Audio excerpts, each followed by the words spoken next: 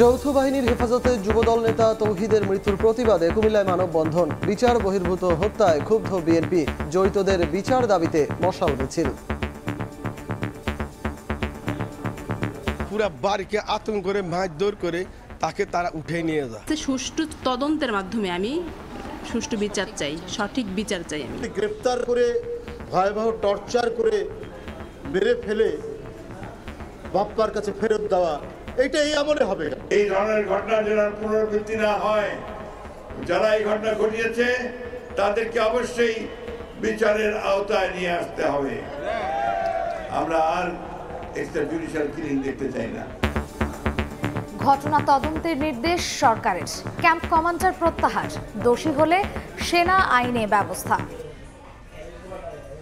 দেখছিলেন প্রধান শিরোনাম, রাতের সময় সঙ্গে আছি আমি সজল মিত্র রিচার্ড এবং আমি মার্জিয়া শ্রেয়া। এবার অন্যান্য শীর্ষ সংবাদ।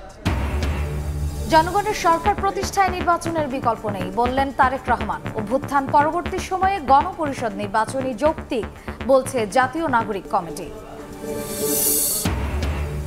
২১-এর চেতনায় জুলাই অভ্যুত্থান খুলেছে নতুন বাংলাদেশ গড়ার পথ। বইমেলা উদ্বোধন করে প্রধান উপদেষ্টা। বিষয়ভিত্তিক লেখক পুরস্কার দেওয়ার প্রস্তাব ডক্টর ইউনূসের। মন্ত্রণালয়ের বিবৃতি প্রত্যাখ্যান তিতুমির কলেজের শিক্ষার্থীদের। বিশ্ববিদ্যালয় করার দাবিতে বিক্ষোভ মিছিল। অবরোধে মহাখালী গুলশান সড়কে যান চলাচল বন্ধ। এবং আম বয়ান আর জিকির আসকারে মুখর ইজতেমা ময়দান। দ্বিতীয় দিনে কানায় কানায় পূর্ণ টঙ্গীর তুরাক্কির। কাল আখেরি মোনাজাত।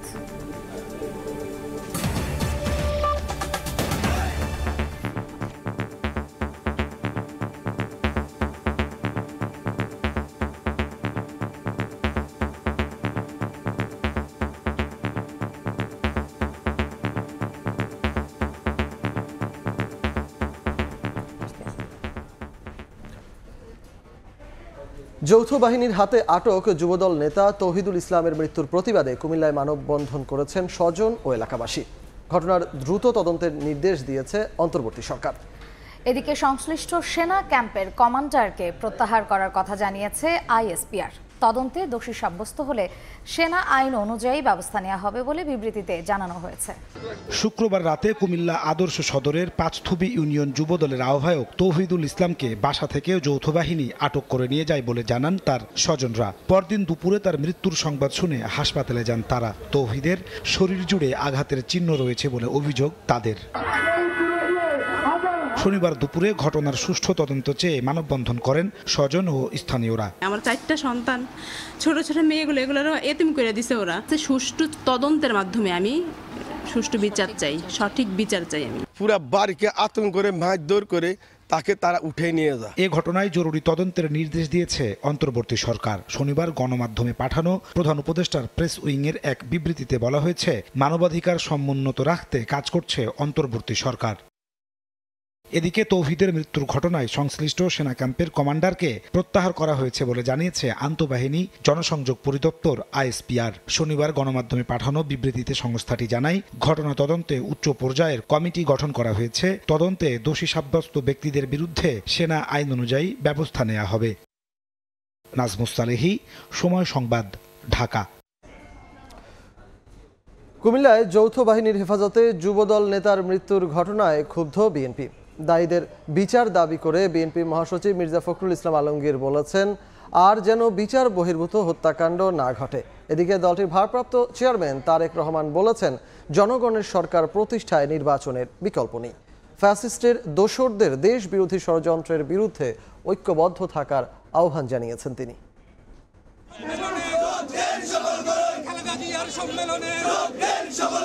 কানায় কানায় পূর্ণ মাঠ। দলীয় নেতার বক্তব্য শুনতে শনিবার সকাল থেকেই জড়ো হন নেতাকর্মী ও এলাকাবাসী। ব্রাহ্মণবাড়িয়া জেলা বিএনপির দ্বিবার্ষিক সম্মেলনে যোগ দিতেই এত আয়োজন।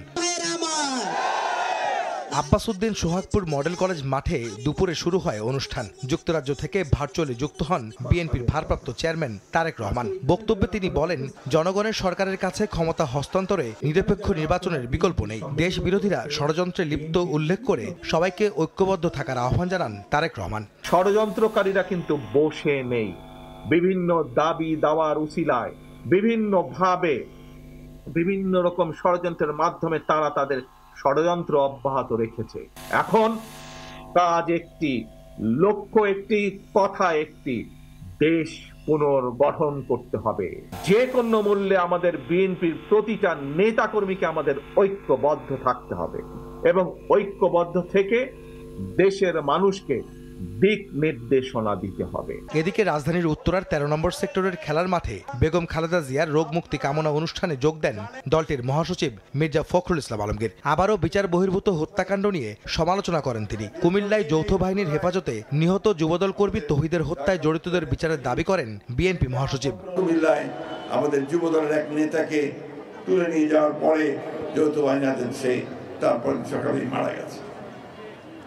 আমরা পরিষ্কার করে বলতে চাই, এই ধরনের ঘটনা যেন পুনরাবৃত্তি না হয়।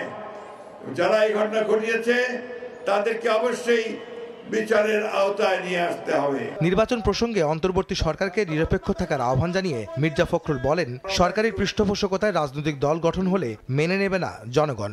ছাত্ররা রাজনীতি করবে, আসবে, তারা নতুন দল গঠন করবে, আমরা তাদেরকে স্বাগত জানাবো। তারা তাদের নতুন চিন্তা ভাবনা দিয়ে মানুষের মনের মধ্যে যাওয়ার চেষ্টা করবে, কিন্তু সরকারের থেকে যদি দল গঠন করেন এই দেশের মানুষ সেটাকে মেনে নেবে না। এদিন রাজধানীর নয়াপল্টনে এক অনুষ্ঠানে বিএনপির সিনিয়র যুগ্ম মহাসচিব রুহুল কবির রিজভী যৌথ বাহিনীর হেফাজতে যুবদল কর্মীর মৃত্যুতে কঠোর সমালোচনা করেন। বলেন, অন্তর্বর্তী সরকারের আমলে এমন বিচার বহির্ভূত হত্যাকাণ্ড কোনোভাবেই কাম্য নয়। কুমিল্লার যুবদলের একটা ছেলেকে ধরে নিয়ে গিয়ে তাকে যখন ফেরত দিচ্ছে আইন শৃঙ্খলা বাহিনী, তখন তাকে মৃত ফেরত দিচ্ছে। তো ডক্টর ইউনূস সাহেবের আমলে এই ঘটনা ঘটবে কেন? তার সময় যদি শেখ হাসিনার সরকারের বিভিন্ন দুষ্কর্ম এবং অত্যাচারের পুনরাবৃত্তি হয়, তাহলে তো হোঁচট খাবে জনগণ। দ্রুত সময়ের মধ্যে অবাধ, সুষ্ঠু ও নিরপেক্ষ নির্বাচন আয়োজনে অন্তর্বর্তী সরকারের প্রতি আহ্বান জানান বিএনপি নেতারা।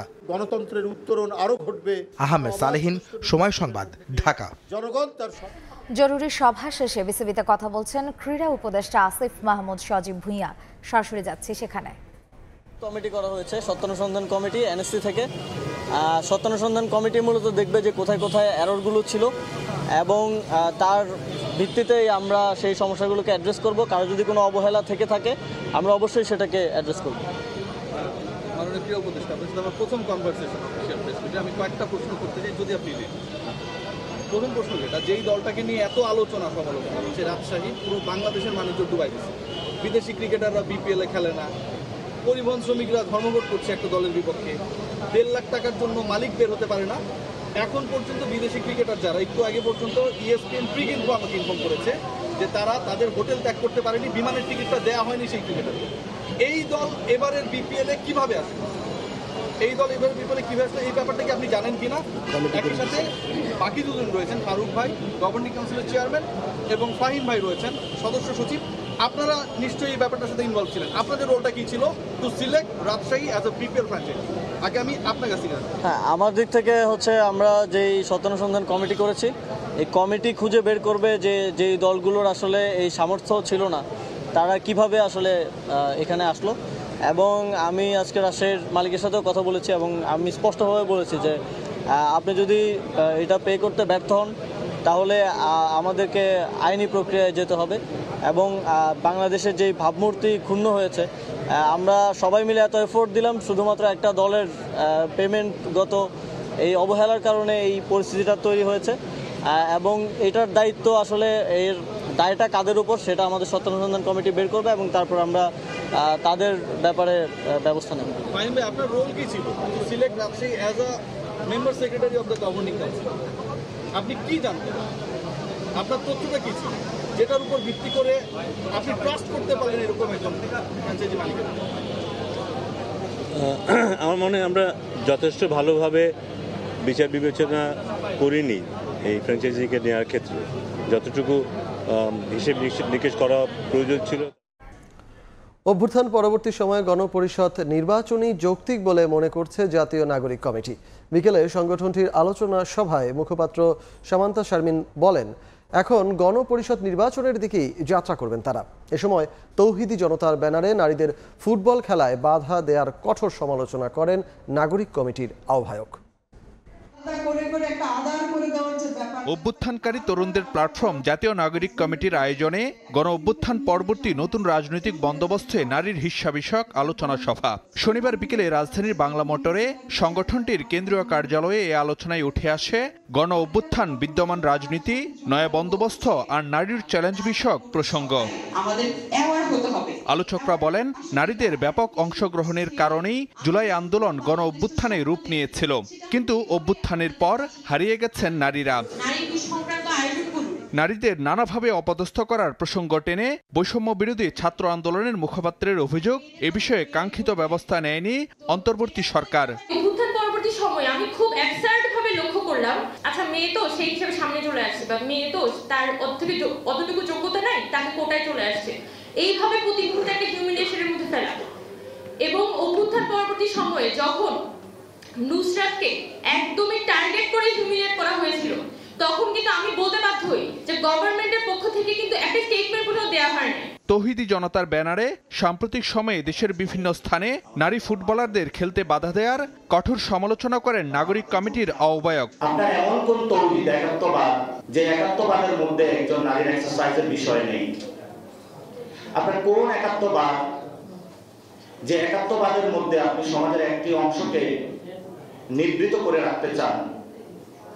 আপনার এমন কোন একাত্মবাদ যে একাত্মবাদের মধ্যে একজন নারীকে তার অধিকার থেকে বঞ্চিত রাখা হয়?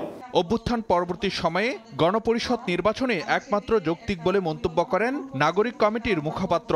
আমরা গণপরিষদ নির্বাচনের দিকে যাব ইনশাআল্লাহ, আমাদের সেই দিকেই আমাদের যাত্রা। আমাদের অভ্যুত্থান পরবর্তী সময়ে এটাই হচ্ছে আমাদের একমাত্র যৌক্তিক নির্বাচন, আমরা বলছি গণপরিষদ নির্বাচন। বক্তারা বলেন, কেবল রাজনীতিতে অংশগ্রহণই নয়, বরং নীতি নির্ধারণ আর সিদ্ধান্ত গ্রহণ প্রক্রিয়ায়ও রাখতে হবে নারীদের।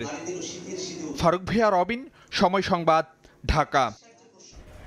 শিক্ষা মন্ত্রণালয়ের বিবৃতি প্রত্যাখ্যান করে বিশ্ববিদ্যালয় করার দাবি আদায়ে অনশন ও সড়ক অবরোধ কর্মসূচি চালিয়ে যাচ্ছেন সরকারি তিতুমির কলেজের শিক্ষার্থীরা। এর ফলে বিকেল 5:30 থেকে মহাখালী গুলশান সড়কে যান চলাচল বন্ধ হয়ে গেছে। সড়ক অবরোধের পাশাপাশি মহাখালী থেকে মিছিল নিয়ে গুলশান 1 নম্বর গোল চত্বরে অবস্থান নেন শিক্ষার্থীরা। এই 1 ঘন্টা অবস্থান শেষে ক্যাম্পাসে ফিরে আসেন তারা।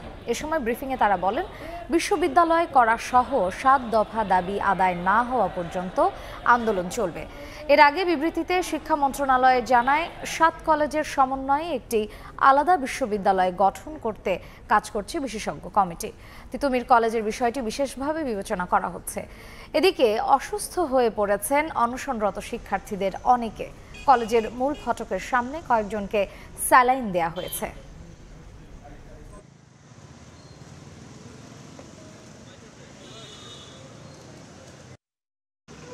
যতক্ষণ না তিতুমিরকে বিশ্ববিদ্যালয় হিসেবে মন্ত্রণালয় স্বীকৃতি না দিচ্ছে, ততক্ষণ পর্যন্ত আমরা আমাদের অনশন কার্যক্রম চালু রাখব। যেহেতু ইজতেমা রয়েছে, বিশ্ব ইজতেমার কারণে সকাল 6টা থেকে 11টা পর্যন্ত ব্যারিকেড শিথিল থাকবে। অধ্যক্ষ মহোদয় কিন্তু প্রতিদিনই শিক্ষা মন্ত্রণালয়ের সাথে যোগাযোগ করছেন এবং শিক্ষা মন্ত্রণালয়ের সাথে যোগাযোগ করেই উনি কলেজের সার্বক্ষণিক আপডেট উনি রেগুলার দিয়ে দিচ্ছেন শিক্ষা মন্ত্রণালয়কে। আমি চাই না যে পরবর্তীতে আমার মতো অন্য কেউ এরকম ল ডিপার্টমেন্ট বা পছন্দের ডিপার্টমেন্ট না থাকার কারণে এই ইউনিভার্সিটিতে না পড়তে পারে। আমাদের নতুন করে আর কোনো কর্মসূচি দেওয়ার নেই। আমাদের আমরণ অনশন চলছে এবং গতকাল যেটি ঘোষণা করেছিলাম, Barasat barricade two Dhaka north city, আমাদের এই কর্মসূচি চলমান থাকবে যতদিন তিতুমির বিশ্ববিদ্যালয় রাষ্ট্রীয়ভাবে স্বীকৃতি না পায়। 21-এর পথ ধরে তৈরি হয়েছে জুলাইয়ের মহাবিস্ফোরণ। অসম্ভবকে সম্ভব করেছে ছাত্র জনতা। তৈরি হয়েছে নতুন বাংলাদেশ গড়ার পথ। অমর 21-এ বইমেলার উদ্বোধন করে প্রধান উপদেষ্টা ডক্টর মোহাম্মদ ইউনূস আরও বলেন, বাঙালিকে বারবার পথ দেখিয়েছে 21, তৈরি করেছে ঐক্য। এ সময় বিষয়ভিত্তিক লেখক পুরস্কার দেওয়ার প্রস্তাব দেন অন্তর্বর্তী সরকার প্রধান। ভাষাভাষী করে ছাত্র জনতার গণ অভ্যুত্থানের পর প্রথম বইমেলা, তাই বাঙালির প্রাণের এ মেলার রূপ ও আঙ্গিকে এসেছে পরিবর্তন। ফুটিয়ে তোলা হয়েছে জুলাই গণ অভ্যুত্থানের বীরত্বগাথা, চিত্রিত হয়েছে শহীদদের অমর উপাখ্যান। মেলার শুরুতে এবছর সাহিত্যের বিভিন্ন শাখায় অবদান রাখা ব্যক্তিদের হাতে পুরস্কার তুলে দেন প্রধান উপদেষ্টা ডক্টর মোহাম্মদ ইউনূস। এ সময় পুরস্কার প্রাপ্তদের অভিনন্দন জানান তিনি। এরপর স্মারক বইয়ে শোয়ের মাধ্যমে মাসব্যাপী বইমেলার উদ্বোধন করেন প্রধান উপদেষ্টা। প্রধান অতিথির বক্তব্যের শুরুতেই জুলাই গণ অভ্যুত্থানে শহীদদের স্মরণ করেন ডক্টর মোহাম্মদ ইউনূস। বলেন, ভাষা শহীদদের রক্তের মধ্যে নিহিত ছিল জুলাই বিপ্লবের মহাবিস্ফোরণ। অর্ধ শতাব্দী পর তা অভ্যুত্থান হয়ে দেশ গড়ার সুযোগ হিসেবে ফিরে এসেছে। বরকত সালাম রফিক জব্বারের বুকের রক্তে যে অঙ্গীকার মাখা ছিল, তাতে ছিল জুলাই অভ্যুত্থানকে নিশ্চিত করার মহা বিস্ফোরক শক্তি। এই বিস্ফোরণ আমাদের মধ্যে নতুন বাংলাদেশ গড়ার প্রত্যয় গ্রথিত করে দিয়ে গেল। 17 কোটি মানুষের প্রতিজনের সত্তায় এই প্রত্যয় গভীরভাবে গ্রথিত হলো। 21-এর চেতনায় উদ্বুদ্ধ গণ অভ্যুত্থান পুরো জাতিকে গভীরভাবে ঐক্যবদ্ধ করেছে বলেও মন্তব্য করেন প্রধান উপদেষ্টা। এই বন্ধন ছোট বড়, যৌক্তিক অযৌক্তিক, ক্ষণস্থায়ী দীর্ঘস্থায়ী সকল দূরত্বের ঊর্ধ্বে। মাত্র 6 মাস আগে জুলাই অভ্যুত্থান জাতিকে এক ঐতিহাসিক গভীরতায় ঐক্যবদ্ধ করে দিয়েছে। বিধ্বস্ত এক দেশকে দ্রুততম গতিতে আবার উদ্দিষ্ট গন্তব্যে পৌঁছানোর জন্য তৈরি করার প্রস্তুতি নিতে সাহস খুঁজে পেয়েছে। এ সময় বিষয়ভিত্তিক সেরা লেখক পুরস্কার প্রবর্তনের প্রস্তাব দেন ডক্টর মোহাম্মদ ইউনূস। পরে বইমেলার বিভিন্ন স্টল ঘুরে দেখেন প্রধান উপদেষ্টা। মাননীয় প্রধান উপদেষ্টা বইমেলা পরিদর্শন করবেন। নাজমুস সালেহী, সময় সংবাদ, ঢাকা। বই প্রকাশের আগেই বাংলা একাডেমিকে পাণ্ডুলিপি যাচাইয়ের বিষয়ে পুলিশের অনুরোধকে হাস্যকর বলেছেন সংস্কৃতি উপদেষ্টা মোস্তফা সরওয়ার ফারুকী। ঢাকা বিশ্ববিদ্যালয়ের কেন্দ্রীয় লাইব্রেরি চত্বরে আয়োজিত 2 দিন ব্যাপী জাতীয় কবিতা উৎসবের উদ্বোধনী অনুষ্ঠানে এ কথা বলেন তিনি। সংস্কার কমিটি গঠনের মাধ্যমে তারুণ্যের চিন্তা থেকে বিচ্ছিন্ন হয়ে পড়া বাংলা একাডেমি ঢেলে সাজানোর কথাও জানান তিনি। কোনো একজন আমাদের পুলিশের কর্মকর্তার বরাত দিয়ে বলা হয়েছে, বই ছাপানোর আগে বাংলা একাডেমি অথবা পুলিশকে পড়তে দেওয়া উচিত, এবার না পারা গেলেও এবার দেওয়া উচিত। এটা অবিশ্বাস্য, এটা হাস্যকর, এটা আমাদের সরকারের নীতিমালার আশেপাশে নাই। বাংলা একাডেমি এর পরিচালন প্রক্রিয়া, এর নীতিমালা, এমনকি পুরস্কার প্রদানে স্বচ্ছতা কিভাবে আসবে, ওই 30 জন ফেলোর আখড়ার মধ্যে যেন এটা বন্দী না থাকে, এটার জন্য একটা সংস্কার কমিটি আমরা করব। রাজধানী জুড়ে অপরাধ প্রবণতা বেড়ে যাওয়ার পেছনে জামিনে মুক্ত শীর্ষ সন্ত্রাসী এবং রাজনৈতিক নেতাদের হাত রয়েছে কিনা তা খতিয়ে দেখছে পুলিশ। সংবাদ সম্মেলনে ডিবি প্রধান রেজাউল করিম মল্লিক জানান, সাম্প্রতিক ঘটনাগুলোর সঙ্গে জড়িতদের আইনের আওতায় আনতে তৎপরতা বাড়ানো হয়েছে। দ্রুতই আইন শৃঙ্খলা পরিস্থিতির উন্নতি হবে বলে আশ্বস্ত করেন ডিবি প্রধান। অপরাধ নির্মূলে আইন শৃঙ্খলা বাহিনীর তৎপরতা নিয়ে কথা বলতে শনিবার রাজধানীর ডিএমপি মিডিয়া সেন্টারে সাংবাদিকদের মুখোমুখি হন ডিবি প্রধান রেজাউল করিম মল্লিক। পুলিশের এই কর্মকর্তা জানান, সাম্প্রতিক অরাজকতা এবং অপরাধ কর্মকাণ্ডের পিছনে জড়িতদের ধরতে মাঠে তৎপরতা বাড়ানো হয়েছে। আইন শৃঙ্খলা অবনতির পেছনে জামিনে মুক্তি পাওয়া শীর্ষ সন্ত্রাসী ও রাজনৈতিক নেতাদের ইন্ধন আছে কিনা এমন প্রশ্নের জবাবে ডিবি প্রধান জানান, সব বিষয় মাথায় রেখেই কাজ চলছে। আমাদের যারা গোয়েন্দা রয়েছেন, আমাদের যারা থানা পুলিশ রয়েছেন, সকলের সহযোগিতায় আমরা শীর্ষ সন্ত্রাসী বলেন, যারা চাঁদাবাজ বলেন, ছিনতাইকারী বলেন, সবাইকে আমরা আইনের আওতায় আনার জন্য আমরা সক্রিয় রয়েছি। গত 2 মাসে বেশ কটি আলোচিত ঘটনায় জড়িতদের আইনের আওতায় আনা হয়েছে দাবি করে এই কর্মকর্তা জানান, ধীরে ধীরে পুলিশের মনোবল চাঙ্গা হচ্ছে। আমরা ছিনতাইকারী, যারা অন্যায়কারী, সবাইকে আমরা আইনের আওতায় আনতে সক্ষম হব। দনিয়া কলেজের ছাত্র মিনহাজ হত্যা মামলায় 5 আসামি এবং আদাবরে বালুর মাঠে ছিনতাইকারীদের হাতে কবজি বিচ্ছিন্নের ঘটনায় 4 আসামি সহ কয়েকটি ঘটনায় 13 জনকে গ্রেপ্তার করা হয়েছে বলে জানানো হয় সংবাদ সম্মেলনে। শফিক মুন্সি, সময় সংবাদ, ঢাকা। জুলাই হত্যায় জড়িতদের দ্রুত বিচার দাবি করেছেন জামায়াতের আমির ডাক্তার শফিকুর রহমান। দুপুরে সুনামগঞ্জে দলের কর্মী সম্মেলনে প্রধান অতিথির বক্তব্যে একথা বলেন তিনি। দেশের কোথাও চাঁদাবাজি, মামলা বাণিজ্য ও দখলবাজির সঙ্গে জামায়াত জড়িত নয় বলেও এ সময় দাবি করেন ডাক্তার শফিকুর রহমান। দীর্ঘ এক যুগের বেশি সময় পর প্রকাশ্য কর্মসূচির সুযোগ পেয়ে মিছিল নিয়ে জেলার বিভিন্ন এলাকা থেকে সম্মেলনে যোগ দেন নেতাকর্মীরা। আগামীর মানবিক বাংলাদেশ গড়তে জনগণকে ঐক্যবদ্ধ থাকার আহ্বান জানান জামায়াতের আমির।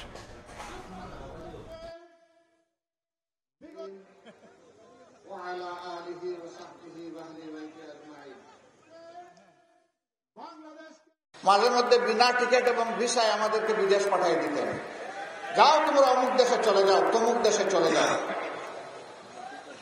আল্লাহ সেই ব্যবস্থাটাই করেছেন। যা তারা আমাদের জন্য পছন্দ করেছিলেন, রাব্বুল ইজ্জত তাদের জন্য তাই পছন্দ করেছে। এখন তারাও বিনা ভিসায় বিনা টিকিটে দেশ ছাড়তে অনেকে বাধ্য হয়েছে। অন্যায়, আমরা তাদেরকে বলি ফিরে আসুন, ফিরে এসে কি করেছেন একটু দেখে যান। আমাদের কর্মীরা চাঁদাবাজি করছে না, মামলা বাণিজ্য করছে না, তারা জানে এগুলা করা হারাম। আমরা যারা রাজনীতি করি বিশ্বাস করি সবাই দেশকে ভালোবাসেন। রাতের সময় আরো থাকছে। সিনিয়ররা বয়কট করলেও থেমে নেই পিটার বাটলার। 12 ফুটবলার নিয়ে বঙ্গবন্ধু স্টেডিয়ামে অনুশীলন ব্রিটিশ কোচের। সমস্যা সমাধানে জরুরি বৈঠকে বাফুফে। এবার বাণিজ্যের সংবাদ।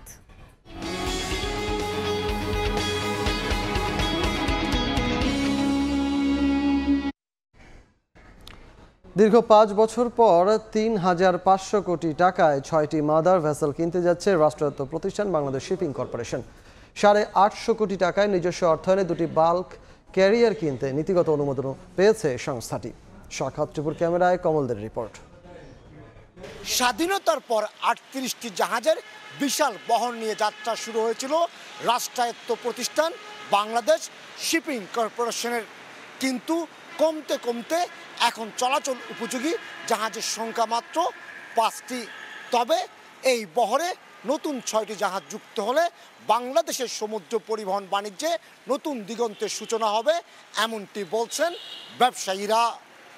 পরিকল্পনা অনুযায়ী একেবারে বাংলাদেশ শিপিং কর্পোরেশনের নিজস্ব অর্থায়নে 800 থেকে 850 কোটি টাকায় কেনা হবে 2টি বাল্ক ক্যারিয়ার। ফাইনাল অনুমোদন পেলে আমরা আশা করছি আগামী 3 থেকে 4 মাসের মধ্যে আমাদের বহরে 2টি 55,000 থেকে 66,000 সম্পন্ন ডেডওয়েট টনেজ সম্পন্ন 2টি বাল্ক ক্যারিয়ার আমাদের বহরে সংযুক্ত হবে। এদিকে G2G চুক্তির আওতায় চীন থেকে আরও 4টি মাদার ভেসেল কিনতে যাচ্ছে বিএসসি। এজন্য বাজেট ধরা হয়েছে প্রায় 2,600 কোটি টাকা। 2টা জাহাজ থেকে হয়তো আমরা প্রতি বছর নেট প্রফিট হয়তো 50 থেকে 75 কোটি টাকা রাইজিং টু 100 কোটি টাকা পর্যন্ত থাকতে পারে। বাংলাদেশে মালিকানাধীন জাহাজগুলোতে শতভাগ দেশীয় নাবিক নিয়োগের বাধ্যবাধকতা রয়েছে। এই অবস্থায় অন্তত 300 নাবিকের কর্মসংস্থান হবে 6টি জাহাজে। কমপক্ষে 25 জন করে লোক নিয়োগ হবে। যদি 4টে 100 জন হয় সেটার জন্য আরও 66% এডিশনাল লোক লাগবে, তার মানে 166 জন লোকের এমপ্লয়মেন্ট হবে। বছরে বাংলাদেশ 10 থেকে 12 লাখ মেট্রিক টন জ্বালানি তেলের চাহিদা রয়েছে। এজন্য মধ্যপ্রাচ্যের বিভিন্ন দেশ থেকে আমদানি করতে হয় অন্তত 15 lakh metric ton crude oil, যার পুরোটা অভ্যন্তরীণ জলপথে পরিবহন করছে বাংলাদেশ শিপিং কর্পোরেশন। দেশীয় পতাকাবাহী জাহাজ যদি দেশে আমাদের বাংলাদেশের যদি কার্গো নিয়ে আসে, তাহলে আমার মনে হয় যে এটা আমাদের জন্য একটা পজিটিভ হবে। বর্তমানে বছরে বিএসসির লাভ হচ্ছে 250 কোটি টাকা। নতুন জাহাজগুলো যুক্ত হলে লাভের পরিমাণ হবে অন্তত 800 কোটি টাকা। কমল দে, সময় সংবাদ, চট্টগ্রাম। জিকির আসকার আর বয়ানের মধ্য দিয়ে কার্যক্রম চলছে বিশ্ব ইস্তেমার। দ্বিতীয় দিনে ফজরের নামাজের পর মূল বয়ানের মাধ্যমে শুরু হয় দিনের কার্যক্রম। নানা আলোচনা আর কোরআন হাদিসের দীক্ষার মাধ্যমে দিনী সফরের জন্য নিজেদের প্রস্তুত করছেন অংশগ্রহণকারীরা। ভোরের আলো তখনও ফোটেনি। ফজরের সালাত আদায়ের পরেই শুরু হয় ইস্তেমার দ্বিতীয় দিনের কার্যক্রম। বয়ান করেন পাকিস্তানের মাওলানা খোরশেদ।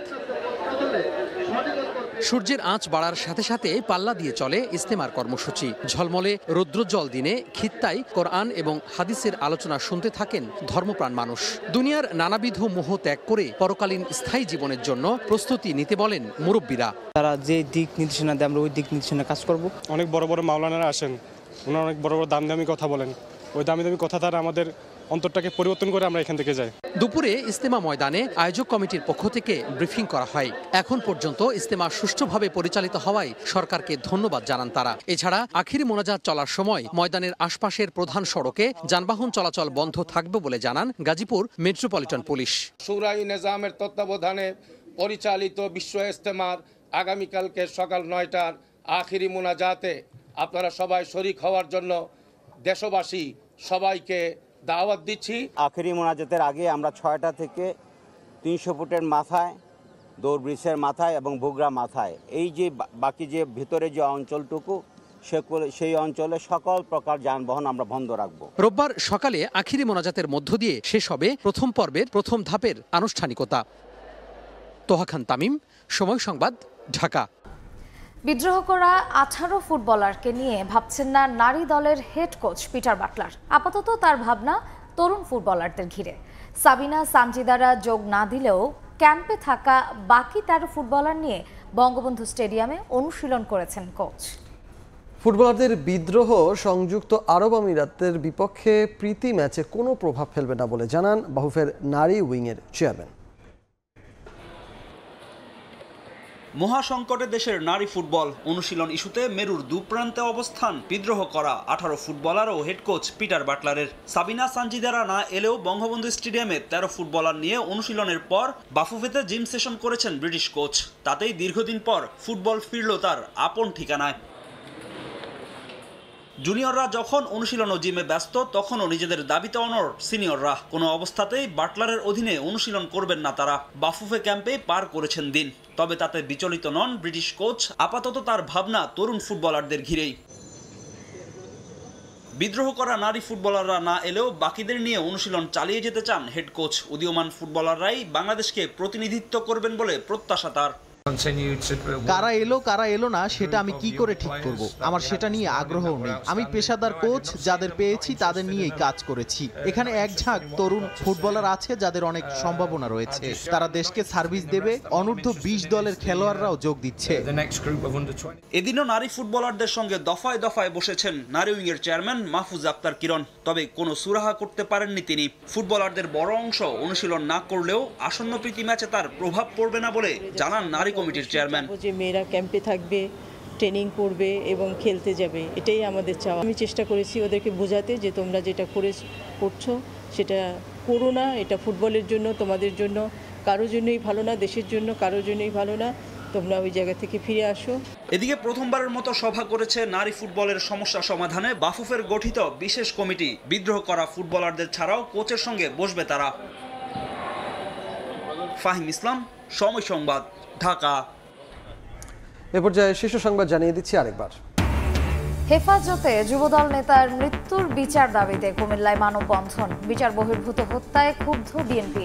বিচার দাবিতে মশাল মিছিল। দোষী হলে সেনা আইনে ব্যবস্থা। 21-এর চেতনায় জুলাই অভ্যুত্থান খুলেছে নতুন বাংলাদেশ গড়ার পথ। বইমেলা উদ্বোধন করে প্রধান উপদেষ্টা।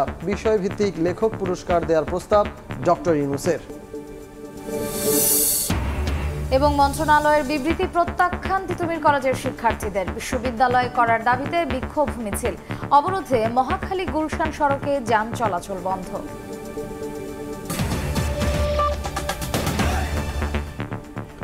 এই ছিল রাতের সময়ে। সঙ্গেই থাকুন সময়ে।